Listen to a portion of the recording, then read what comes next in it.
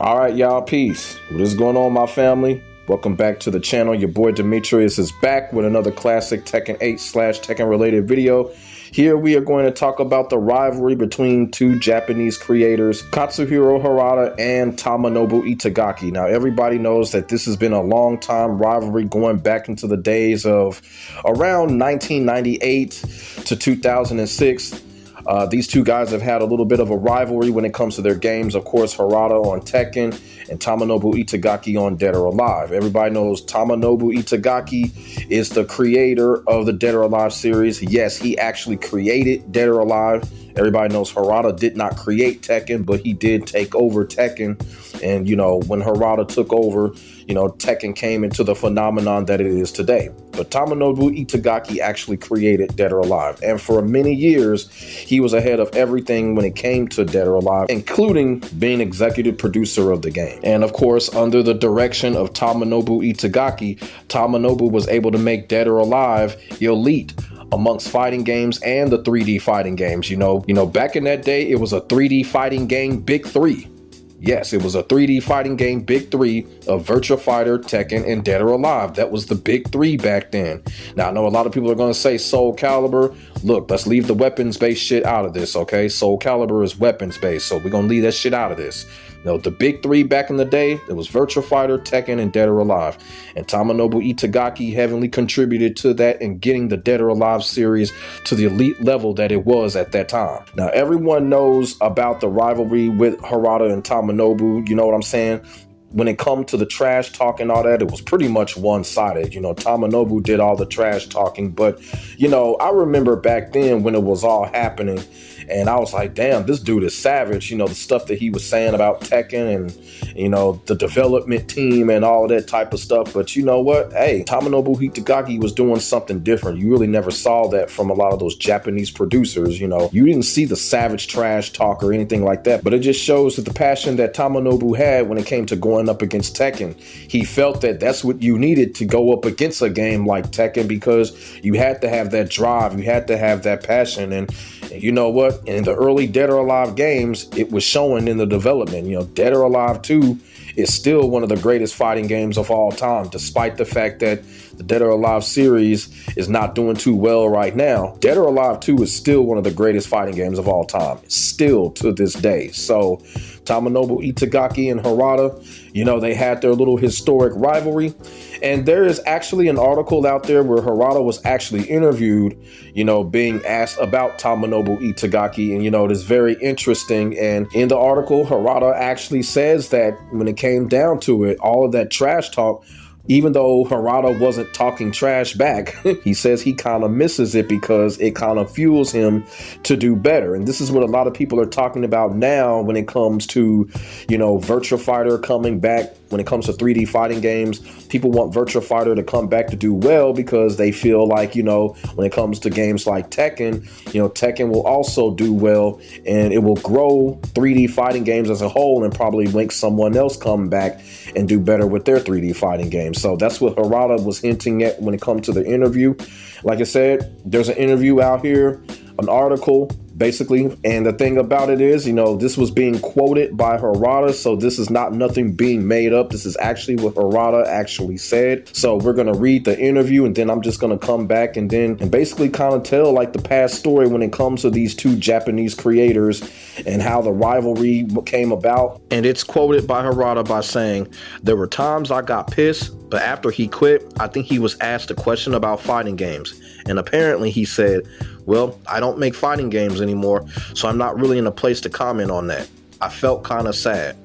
Harada then goes on by saying that if Itagaki was still making Dead or Alive, I like to ask, out of all of the current Tekken titles we have planned, what is his favorite?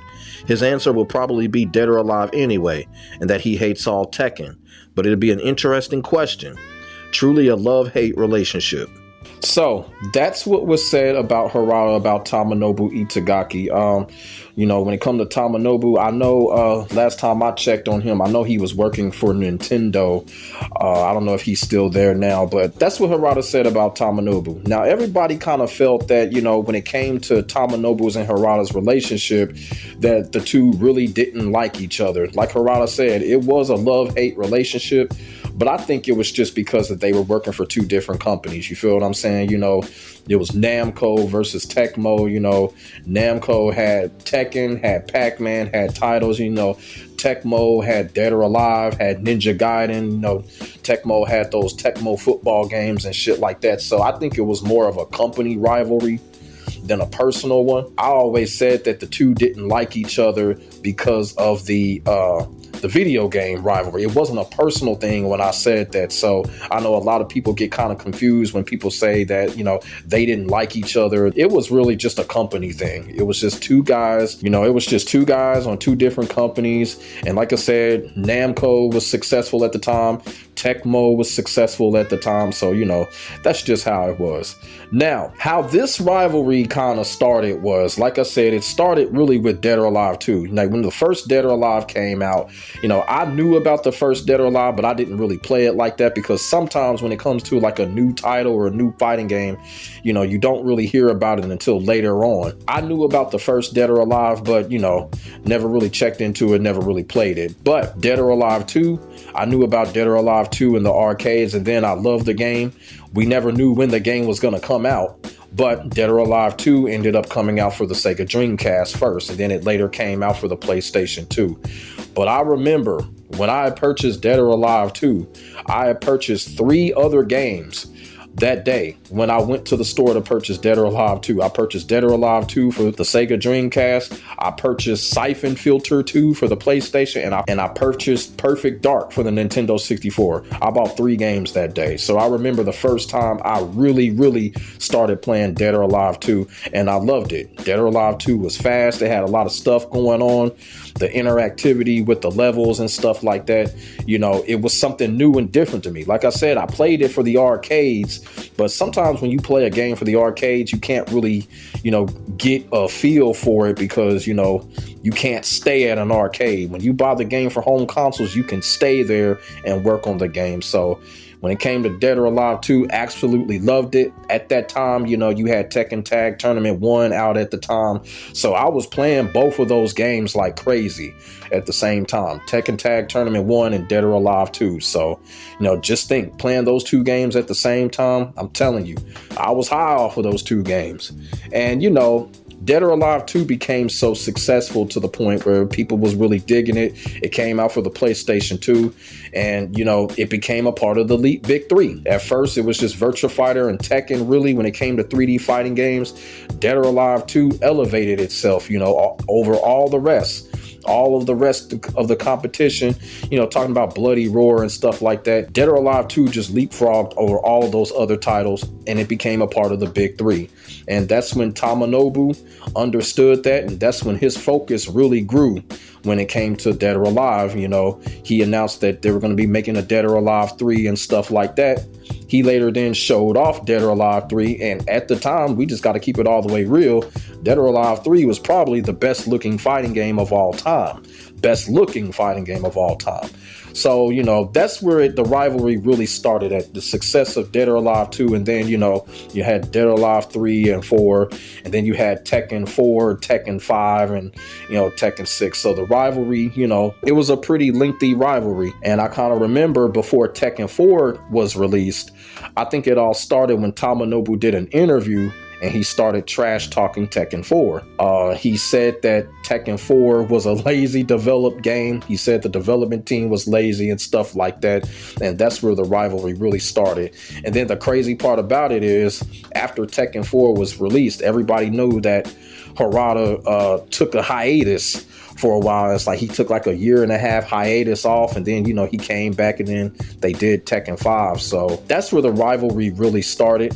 Like I said, the trash talking of the rivalry was really one-sided. It was really Tomonobu doing all the trash talking, but it made Harada better. Harada actually admitted in that interview that it made him better, because when he was on that hiatus, they came back and he made Tekken 5, and Tekken 5 is one of the greatest fighting games of all time. You know what I'm saying? After Tekken 4, a lot of people already know Tekken 4 did not do too well, you know, and probably the reason for it is that, you know, Tekken 4 stepped into another dimension. You know what I'm saying? It was full 3D at the time. They were doing some different stuff with Tekken 4, so a lot of people weren't used to that. And then on top of that, you know, Tekken 4 had steep competition. It had Virtua Fighter 4, and everybody knows Virtua Fighter 4 pretty much toppled it at that time. And then, of course, you had Dead or Alive 3. So it was a lot of competition going on with Tekken 4. Now, Tekken 4 was successful.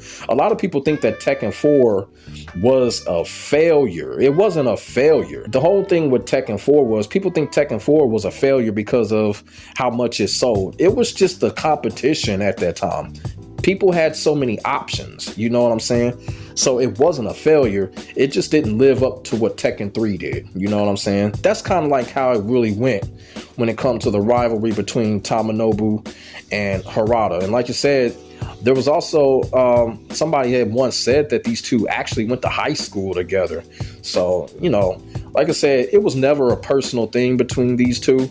It was always a business rivalry, you know, between the fighting games and stuff like that. And, you know, unfortunately for Tomonobu ended up leaving, and Dead or Alive has not been the same since. And it's the same thing really that happened with Virtua Fighter. You know, Yu Suzuki left. Virtua Fighter wasn't really the same after that. So sometimes that's how it goes. You know, the creators, they leave, they go to different things, and then they leave behind their respective franchises. And, you know, Harada stayed with Tekken, stayed with Namco. And, you know, like I said, Harada damn near was on his way out, but he came back. So just think, if Harada would have left and stayed gone, would we see the same type of Tekken now, or would Tekken be as successful? You know, we'll never know. So that's just how it is. You know, people make business decisions like that. But, you know, that pretty much summed up the rivalry. Like I said, it was always just a company/game rivalry. It was never a personal one. These two do like each other. They do respect each other. And, you know, maybe in the future we'll see Tomonobu come back when it comes to Dead or Alive, but that's highly unlikely. Tomonobu has said time and time again, he's done with that era of his career, and he's on to different things. So a lot of people do want him to come back, you know, to bring Dead or Alive back to the glory that it used to have. But it looks like that dream is not going to come true anytime soon. But what we can take away from this rivalry between Harada and Itagaki is how competition does make a genre better. Competition does make a genre as well as the communities better, as we be talking about when it comes to Virtua Fighter 6 and Tekken 8. A lot of people want both sides to do well, because if both sides do well, that means the player community, player bases, and the development teams will be happy, and everybody will be more motivated when it comes to the development teams and things like that. So when it comes to the competition is always a good thing when it comes to a genre, especially when it comes to 3D fighting games. We want so many 3D fighting games to come back, and a lot of us are looking at it like, you know, if Virtua Fighter 6 is successful, if Tekken 8 can get fixed and continue what it's doing, you know, other 3D fighting games could come out of the masses. You know, people want another Dead or Alive to return. In most cases, it definitely will. People want Bloody Roar to return. You know what? If everything goes well with Virtua Fighter 6 and Tekken 8, we may see someone come out of the woodwork and be like, all right, let's build a team and let's bring back Bloody Roar. So that's what competition will do. That's what competition will bring. Now, when it comes to Tomonobu's trash talk, you know, the trash talk was part of his personality and things like that. But the overall competition, it does nothing but help the fighting game genre, does nothing but help the games, and it helps the communities as well when it comes to the competition. And as I said, when it came to Tomonobu making Dead or Alive 3 at the time of Tekken 4, you know, Harada came back, struck back, made Tekken 5. You know, Tomonobu came back and made Dead or Alive 4 and stuff like that. Then y'all already know what happened next. You know, Sega turns around and makes Virtua Fighter 4 Evo, and Virtua Fighter 4 Evo ended up being one of the greatest fighting games of all time. So that's competition. And the thing about it is, when it comes to that, it makes people have options and everybody is happy. Everybody is happy and everybody is successful, really. Everyone was successful back then. You know, Sega was successful, Tecmo, Namco, they were all successful. You know what I'm saying? So that's what we can take away from having competition when it comes to these fighting games. And like I said, hopefully starting with Virtua Fighter 6 and also with Tekken 8, you know, hopefully we can build on that and we can see more 3D fighting games come out if we can get more competition. So let me know what y'all think in the comment section below about Harada saying that he misses Tomonobu's competitive trash talk and misses the competition altogether. Put y'all thoughts and y'all feelings in the comment section below. We can definitely get a conversation started. Make sure y'all like, comment, and subscribe to your boy for the hottest Tekken 8 action on the internet, period. As I keep on saying, ain't nobody doing it like I'm doing it when it comes to this Tekken shit, and that is facts. My name is Demetrius. I will get back at you in the next video. God bless. Stay safe. I am out. Peace.